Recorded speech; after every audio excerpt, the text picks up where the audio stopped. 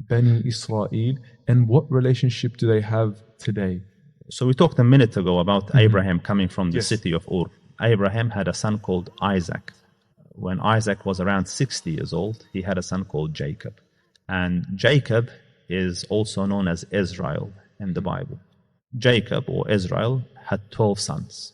One of the most famous sons is Joseph or Yusuf, yeah. But Yusuf, alayhi salam, ended up in Egypt. He invited his family to join him. So all the 12 brothers to Egypt. So with regards to the children of Israel, many of those became Muslims. And in the Quran itself, there are also prophecies regarding the children of Israel. The verses that refer to the prophecies of the children of Israel, these will be its signs. So Allah just gives the sign. First, they will humiliate, hurt, sour your faces, meaning the face of the believers. وَلِيَدْخُلُوا الْمَسْجِدَ كَمَا دَخَلُوهُ أَوَّلَ مَرَّةٍ. So they will enter the masjid as they entered it the first time. And here, the Jewish population, they have a belief that they have ceremonial impurity. And one of the ways to become ceremonially impure is if you have touched a dead person. So everyone's had an uncle or an auntie or a cousin that has passed away. You obviously go to the burial, you obviously touch and kiss and this and that. So you become, and then to make it worse, anyone that touches someone that has touched a dead person, you become ceremonially impure. Yes. So how do you remove the impurity? So they believe that the red heifer, the red cow, must be sacrificed, and the ashes of that used in a special process to cleanse people from their ceremonial impurity. So they have been searching eagerly, and there's an actual organization that's responsible for this.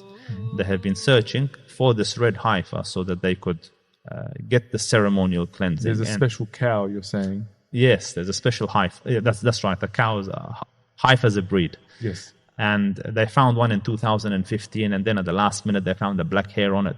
And I think another one they found in 2018, and under the arm there was another color hair, so they couldn't meet their standards.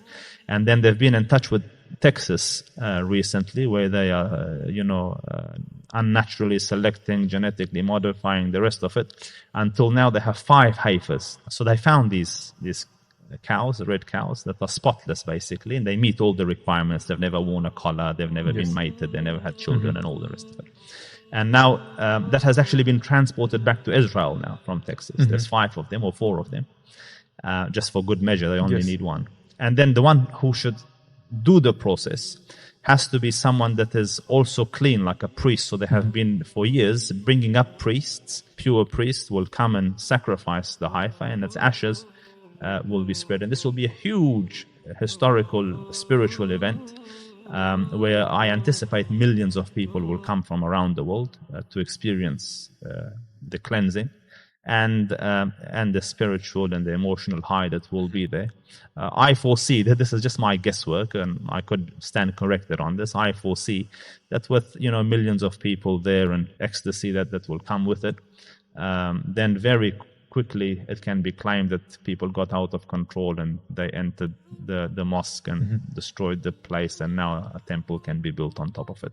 So the verse of the Quran, وَلِيَدْخُلُوا الْمَسْجِدَ كَمَا دَخَلُوهُ أَوَّلَ مَرَّةٍ, as they used to enter it in their multitudes, they will enter it again after the cleansing happens. Second sign. Third sign, وَلِيُتَبِّرُوا مَا عَلَوْا تَتْبِيرًا, and they will destroy whatever you have built up, high-rise buildings, and a rocket strikes down the bottom and it comes down to the ground. So when those 3 things happen, those are the signs. Yes. So if we can quickly recount those 3 things that will happen. The first, the humiliation of the Muslim, of the local population. Which is happening already. It's been happening for a long time. And the second one is the entering of the masjid again. Yes. And the third one, the destruction of whatever has been built up. Yes. Now we know that also the Prophet ﷺ spoke specifically being the place where obviously Isa alayhi salam will finally kill the Antichrist.